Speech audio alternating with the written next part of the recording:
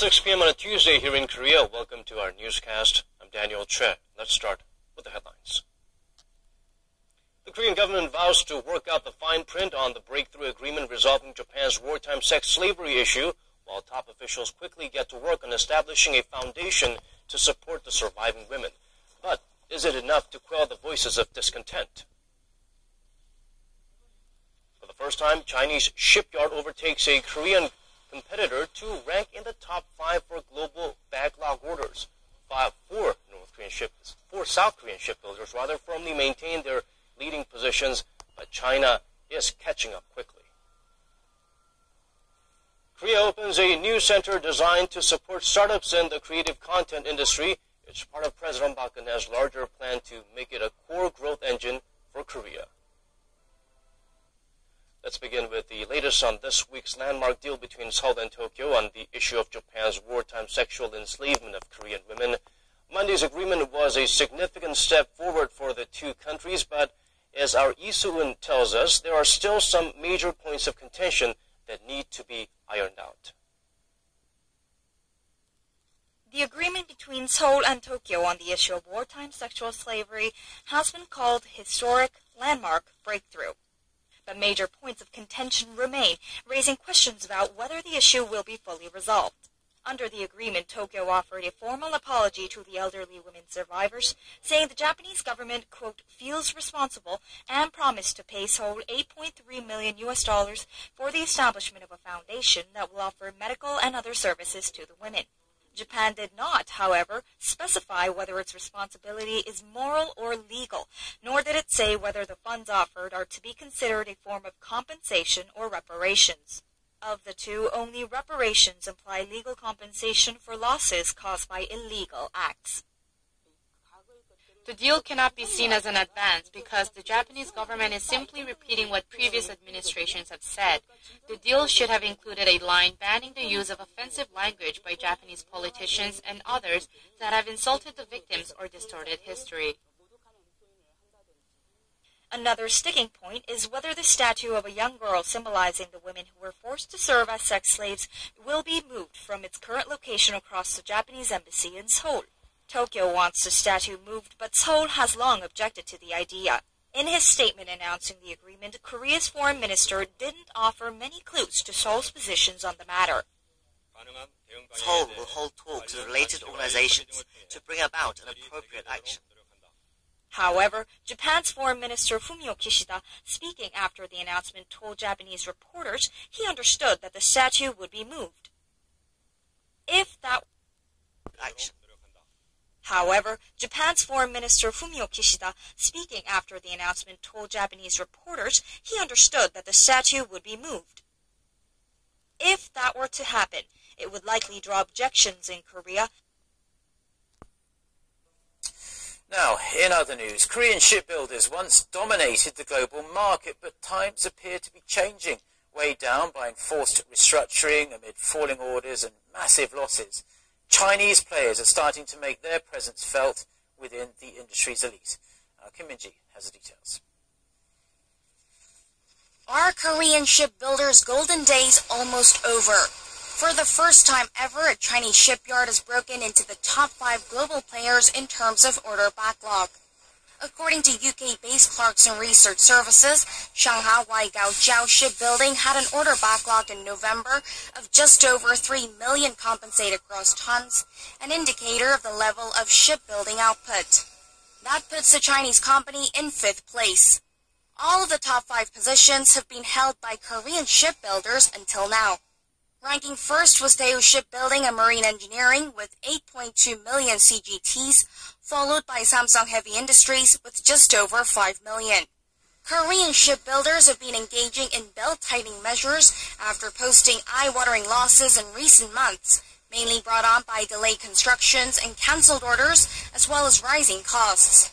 Korea's so-called Big Three logged a combined loss of over $4 billion in the first half of the year. Even more concerning is that prospects aren't too bright for next year either. Analysts say Chinese shipyards are expected to catch up quickly thanks to Beijing's active support. Kim Min-ji, Arirang News. Now, Korea has signed a multi-billion-dollar contract on its homegrown fighter jet project. Codenamed KFX, it's Korea's largest weapons development project that aims to produce scores of fighter jets within the next 15 years. But there are stumbling blocks along the way. Our Connie Kim joins us from Seoul's Defense Ministry. Connie, half a year we waited for this signing to happen. What does this contract mean?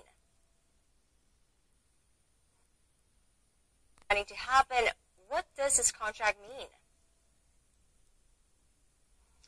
With Korea's Defense Acquisition Program Administration and the country's only aircraft maker, Korea Aerospace Industries, signing a contract on Monday afternoon, Seoul will push ahead to develop its first indigenous fighter jets. Now, under the pact, the country hopes to produce 120 homegrown mid-tier fighter jets by 2032 to replace its aging fleet of F-4s and F-5s. The contract signing of the nation's largest weapons development project was delayed 6 months than originally planned. Negotiations with Indonesia delayed the signing, and there were changes in domestic developments which needed to be reflected. 20% of the $15 billion fighter jet program will be invested by Indonesia, based on a deal signed with Korea Aerospace Industries. Participating in design process and component production, Jakarta will in turn receive one prototype plane and technological data from Korea. With the signing of the contract taking place later than planned, production of 6 test planes is expected to be completed by 2026. In January, a task force team of 70 to 80 officials and experts will be launched. However, development of Korea's first indigenous fighter jet will have to overcome several hurdles yet. It needs to develop 4 core technologies, including the active electronically scanned radar, as the U.S. barred Lockheed Martin from transferring those technologies to Seoul in April. Although the U.S. government approved the transfer of the remaining 21 technologies this month, concerns remain as Korea may not receive a number of specific sub-technologies needed for the project. And other lingering concerns are that the government budget for the KFX project has been cut to about $57 million next year, and that the fighter jet development timeline has been pushed back, making it hard to recoup investment. Konya? Forces have declared victory in the Islamic State stronghold of Ramadi after capturing the group's final stronghold in that city. A spokesman for the military said Ramadi had been fully liberated from ISIS militants, but forces still needed to be flushed out. Some pockets of insurgents in the city and its surroundings still need to be flushed out. Ramadi, which is the capital of Anbar province, was taken over by ISIS in May in what was an embarrassing defeat for Baghdad. Experts say the victory deprives ISIS of one of its biggest prizes and will boost the army's morale and confidence as it gears up to try and retake the northern city of Mosul from the jihadists.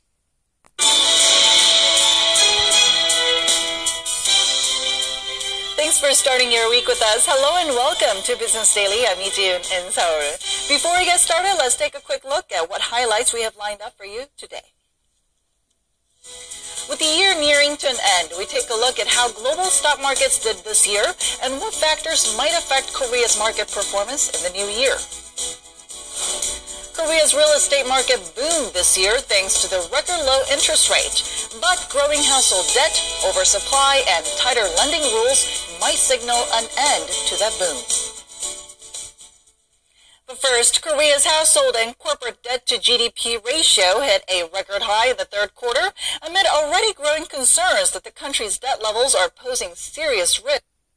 Says the amount of household and corporate debt in Korea was almost 2 times higher than the country's GDP in the third quarter this year. The debt to GDP ratio stood at 182.6%, marking a new high. The figure edged less than a year period starting August last year. Given that analysts warn the debt burden is becoming a potential risk for the economy. If house prices drop suddenly, the debt problem will emerge as a serious issue that could worsen Korea's financial health and trigger a full-blown crisis. Third quarter household debt grew at its fastest pace since 2002 when the data were first compiled. The amount of debt stood at over $1 trillion as of the end of September, up roughly $30 billion from the end of previous quarter. This week's landmark deal between Seoul and Tokyo. The agreement struck by Korea and Japan on Japan's sexual enslavement of Korean women before and during World War II is, as you'd expect, receiving a great amount of attention around the world and has been praised by the United States. Kwon So-ah starts us off. The United States has applauded Korea and Japan, its two key Asian allies, for their landmark resolution.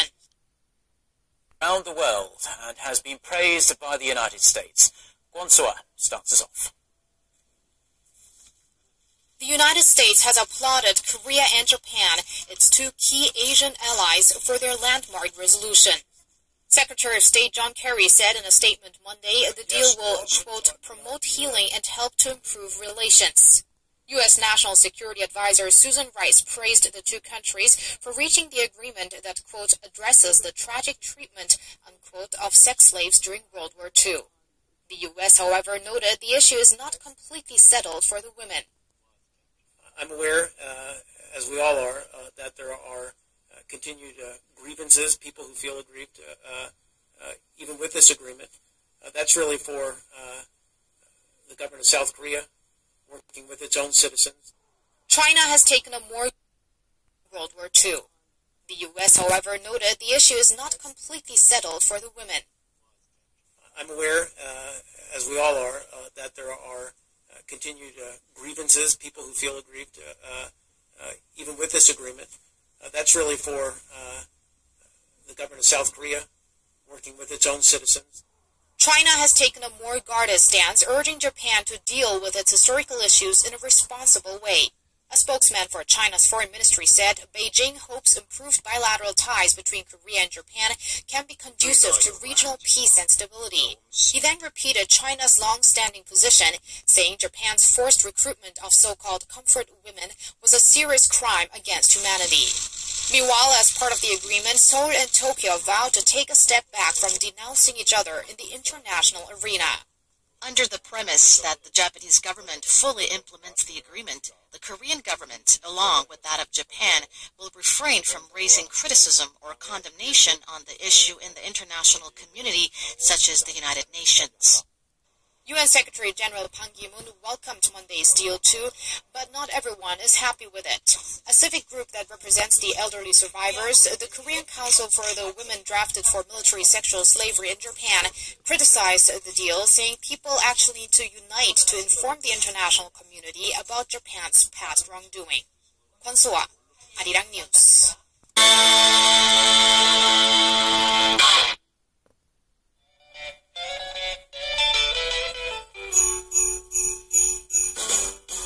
Jingle bell, jingle bell, jingle bell rock. Hey, jingle bells swing and jingle bells ring. Hello, everybody. Hello. Hey, Merry Christmas. Merry Christmas. I'm Eric. And I'm Jamie. We're the gifts that you always wanted for Christmas, right? Right. Sure. Anyways, Merry Christmas, Christmas Eve, Eve, Eve. Almost Christmas Day. Do you think you're going to get a gift from Santa this year? Of course, because I'm a good girl, Merrick. Are you sure? Of course. How good are you? Very good. Okay, very Excellent. good. What would you like for Christmas? A friend. Oh, a boyfriend. Yeah. How about you, Eric? A friend. You gotta marry. You're 28 now. Anyways, well, we have some wonderful gifts for all you ASUs. Tell me. What? Yes. We have some great gifts. The Rangers dropped 7 beautiful guys in the earth, and they're coming today. Yes, they're here. Our guests today are going to give you an unforgettable Christmas. We have Bangtan, Sonyeondan, BTS. Can we stop running? Here. So, tweet us your hashtag with hashtag BTS_ASU. We'll be back after this video cue. Boyfriend.